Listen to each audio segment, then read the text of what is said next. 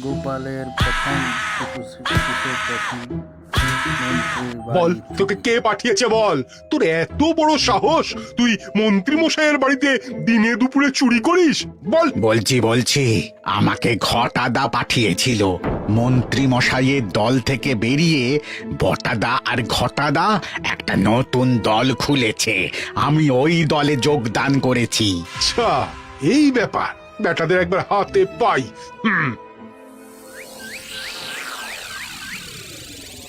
বটা বটা আমাদের খুব সাবধানে থাকতে হবে কিন্তু। কেন রে, কি হলো? কানাঘুষো আর ওই গোপন সূত্রে খবর পেলাম, মার খেয়ে পেঁচো আমাদের নাম বলে দিয়েছে। বলিস কি? হ্যাঁ রে, কি আর বলবো বল, কাউকেই আর ভরসা করা যাবে না। বেটা ধরাও পড়ে গেল, আবার মার খেয়ে আমাদের নামও বলে দিল। এবার তো মনে হচ্ছে ভূতের মতো লুকিয়ে থাকতে হবে। যা বলেছিস ভাই, তাছাড়া আর উপায় নেই।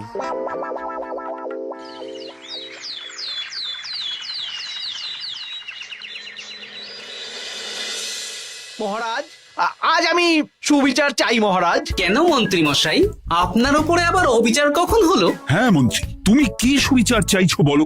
আমাকে সাহসিকতা দেখানোর সুযোগ দিলে আমিও গোপালের মতন ওরকম ঢের ঢের উপহার আনতাম। আচ্ছা, সুযোগ কি বলে কয়ে আসে? সেসব আমি জানি না।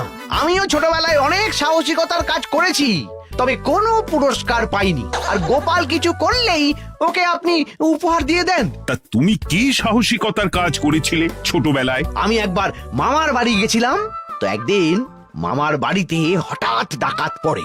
তাই দেখে আমি কয়েকটা ঢিল নিয়ে মামার বাড়ির পেয়ারা গাছে গিয়ে উঠে পড়ি।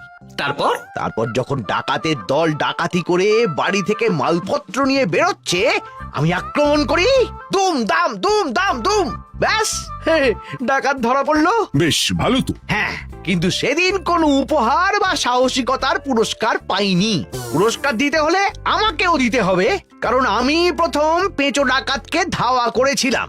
যদি না উপহার পাই তাহলে আমি ঝামেলা করব। কিন্তু হঠাৎ করে কোনো কৃতিত্ব ছাড়া তো আর কাউকে সাহসিকতার পুরস্কার দেওয়া যায় না। তার আগে কিছু সাহসিকতার কাজ করে দেখাতে হবে, তারপর বিচার বিবেচনা হবে, তারপর তাকে সাহসিকতার পুরস্কার দেওয়া হবে। তাহলে আমাকেও কোনো সাহসিকতা দেখানোর সুযোগ দিন মহারাজ। মন্ত্রী মশাই শুধু একা সুযোগ পাবেন কেন, আমিও দেখিয়ে দিতে চাই আমি কতটা সাহসী বাহাদুর মানুষ। ও বাবা, রাজবৈদ্য সুযোগ পাবে আর আমি কি বসে বসে হাত কামড়াবো? আমিও সুযোগ চাই। তা তোমরা কিভাবে সাহসিকতা দেখাবে শুনি?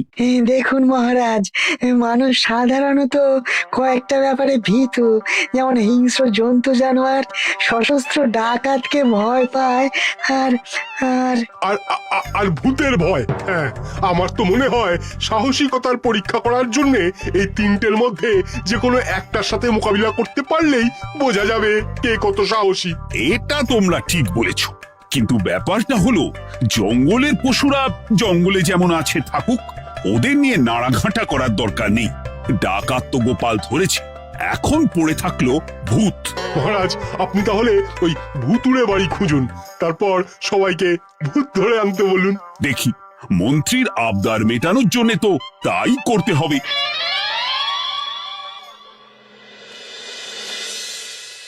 আজকে এটা কি রান্না করেছো বলো তো? ছোলা আর আলু দিয়ে তরকারি, ঝটপট খাবারটা খেয়ে নাও তো দেখি। হ্যাঁ, আচ্ছা, ছোলা আলুর তরকারি দিয়ে শুকনো রুটি খাওয়া যায়? হ্যাঁ, বেশি বায়না না করে যা রান্না হয়েছে তা খাও তো বাপু, খেয়ে গায়ের শক্তি বাড়াও।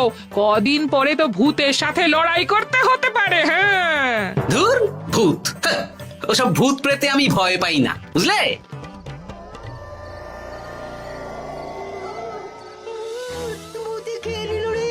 কি ভয়ঙ্কর! মহারাজ বাঁচান, বাঁচান! মহারাজ উপরে পায়চারি করছেন, কোথায় ভূত? আমি মহারাজের সঙ্গে দেখা করতে চাই। আচ্ছা আচ্ছা, উপরে যান।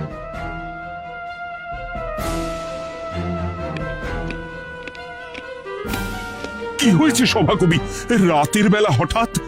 আর তোমার চোখ মুখের অবস্থা এরকম কেন? মহারাজ, কৃষ্ণনগরে ঘাটপাড়ের ভূত আমার সর্বস্ব লুট করে নিয়েছে মহারাজ। দূর, কি যা তা বলছো তুমি? সত্যি বলছি মহারাজ, আমি আমার একটা কাজে নদী পেরিয়ে ওই পাড়ে গিয়েছিলাম।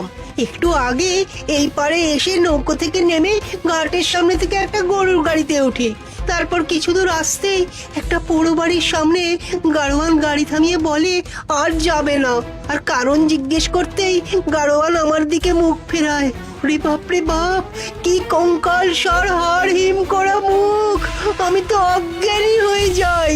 কিছুক্ষণ পর জ্ঞান ফিরলে দেখি আমি রাস্তায় পড়ে আছি, আর আমার সাথে থাকা থলেটাও নেই। তাহলে বলতে চাইছো তোমার থলে ভূতে চুরি করেছে? সেসব আমি জানি না মহারাজ, কিন্তু আমি আমার থলে ফেরত চাই, আর ওই ভূতের শাস্তিও চাই। দিন না। এই সেরেছে, আজ সকালেই রাজসভায় ভূত নিয়ে আলোচনা হলো, আর রাতেই ভূত দেখা দিল। এবার ভূতকে আবার কে ধরবে? মহারাজ, আমার থলেতে অনেক দামি জিনিসপত্র ছিল। ঠিক আছে সভাকবি, তুমি এখন বাড়ি যাও, আমি দেখছি কি করা যায়। এই সুযোগে মন্ত্রী, জ্যোতিষী, পণ্ডিতদের সবার একবার করে সাহসিকতার পরীক্ষা নিয়ে নেব।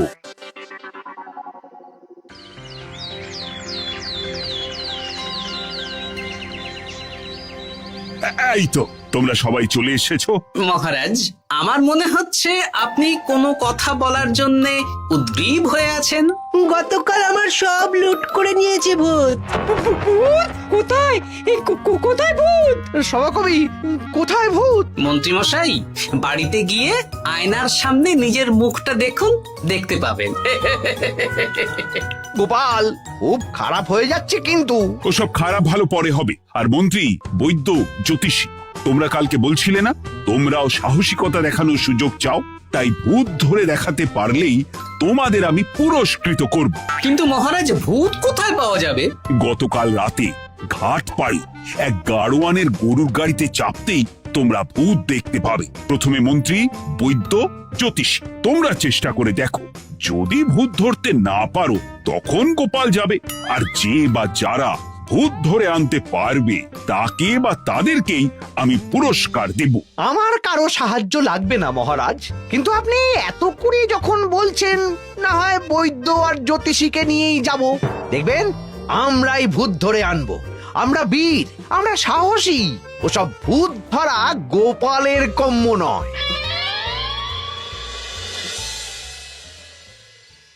কি মনে হচ্ছে মন্ত্রী মশাই, আমরা আমরা ওই ভূতের দেখা পাবো? আমার কিন্তু হালকা হালকা ভয় করছে, যদি কিছু সর্বনাশ হয়ে যায়। আরে এসব ভূত প্রেত কিচ্ছু নেই। এত ভয় পেলে চলবে না রাজবৈদ্য মশাই। ভূত ধরতে পারলেই পুরস্কার। শুধু ভগবানের নাম গান করুন। ওই তো একটা গরুর গাড়ি দেখা যাচ্ছে। মহারাজ তার মানে এর কথাই বলছিল। হ্যাঁ, আর তো অন্য কোনো গরুর গাড়ি দেখতেও পাচ্ছি না। এই যে ভায়া, কৃষ্ণনগর রাজবাড়ি যাবে? হ্যাঁ যাবো, 2 মোহর লাগবে কিন্তু। 2 মোহর? একটু কম করুন না। আচ্ছা ঠিক আছে, 3 জনে 1 মোহর দেবেন, আর কমাবো না। তাড়াতাড়ি বসুন।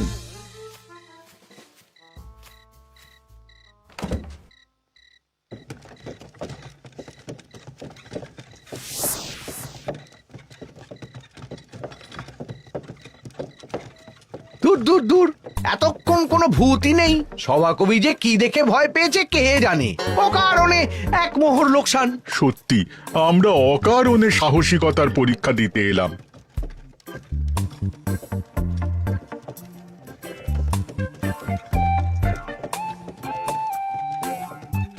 কি এই, এটা কোন রাস্তায় ঢোকাচ্ছ?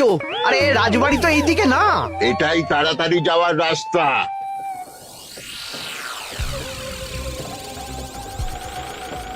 গাড়ি আর যাবে না। যাবে না মানে? আমরা তো রাজবাড়ি অবধি যাব। হাতের আংটি, পয়সা করি যা আছে বের করে ফেল, নইলে এক্ষুনি চিবিয়ে খাবো। ওরে বাবা, ভূত ভূত পালাও। পালিয়ে যাবে কোথায়? আজ তাদের চিবিয়ে খাবো। ও ঠাকুর, বাঁচাও বাঁচাও ভগবান, বাঁচাও।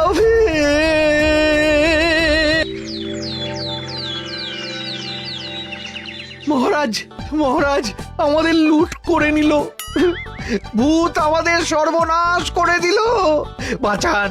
তার মানে তোমরা তিনজন মিলেও ভূত ধরতে পারোনি? ছি ছি ছি ছি ছি। এই তোমাদের সাহস! হ্যাঁ, আমরা কি করে জানবো মহারাজ যে আসল ভূত আছে?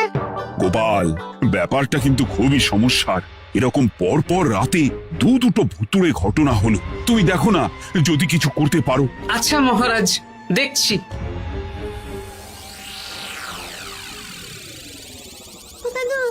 আমার কিন্তু ভয় করছে। শুনলাম কালকে মন্ত্রী মশাইকেও ভূতের তাড়া করেছিলাম।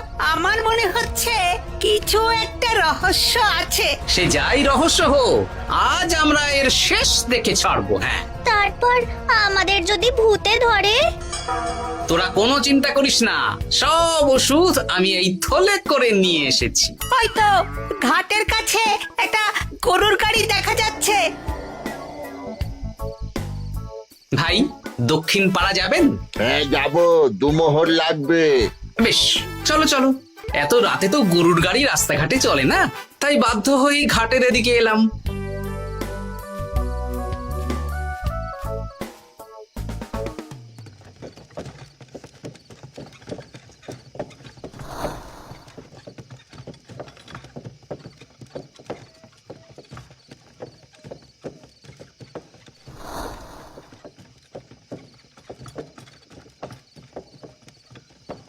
আচ্ছা, অন্য গলিতে নিয়ে আমাদের ভয় দেখানোর মতলব? হ্যাঁ, ঠিক আছে, এগুলো চুপি চুপি চাপিয়ে নে, আমিও পড়ছি।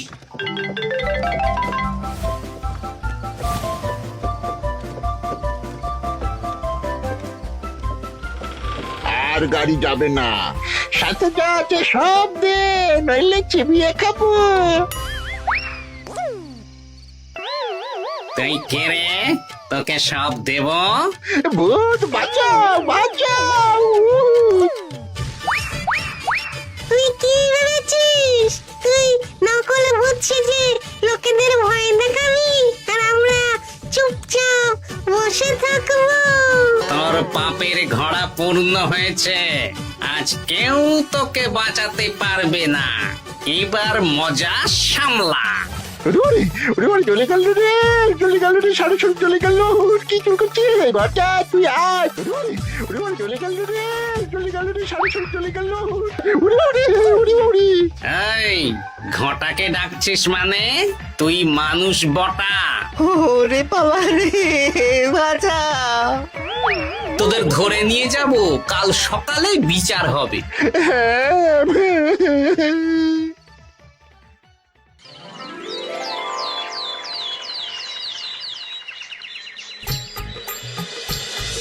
সাবাস গোপাল, তুমি তো কামাল করে দিয়েছো। কিন্তু জ্যান্ত ভূত ধরে এনেছো। আমি তো এদেরকে খুঁজছিলাম। হ্যাঁ, এরাই তো পেঁচোকে পাঠিয়েছিল মন্ত্রী মশাইয়ের বাড়ি চুরি করতে। হ্যাঁ, তার মানে গতকাল বটা? আমি তোদের ছাড়বো না। সত্যি গোপাল, এবারেও তুমি বাজিমাত করে দিলে। আচ্ছা, তুমি একটু ভয় না পেয়ে এদের ধরলে কি করে? যখনই শুনলাম ভূত জিনিসপত্র সোনাদানা লুট করছে, তখনই বুঝতে পারলাম এটা ভূত না, মানুষ। তাই কাঁটা দিয়ে কাঁটা তোলার জন্য আমি আর আমার নাতি নাতনিরা ভূত সেজেই মানুষরূপী ভূতকে জব্দ করলাম। সত্যি গোপাল।